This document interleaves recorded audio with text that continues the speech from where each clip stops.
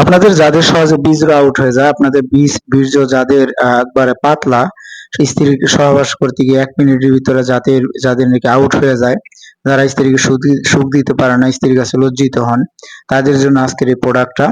আপনারা এই প্রোডাক্টটা অত্যন্ত উপকারী একটা প্রোডাক্ট, জিনসিন মিক্সড ফুড। এই প্রোডাক্টটা আপনারা, এটা একটা পাউডার, আপনারা এটা সহবাসে যাওয়ার পূর্বে মিনিমাম আধা ঘন্টা আগে এক চামচ পাউডার 1 কাপ গরম পানি অথবা গরম দুধ অথবা চায়ের সাথে মিশিয়ে সেবন করতে পারেন। খাওয়ার আধা ঘন্টার মধ্যে আপনার পেনিসটা অনেক শক্ত এবং অনেক অনেক লম্বা শক্ত হয়ে যাবে এবং এটা সহজে আপনার লুজ হবে না।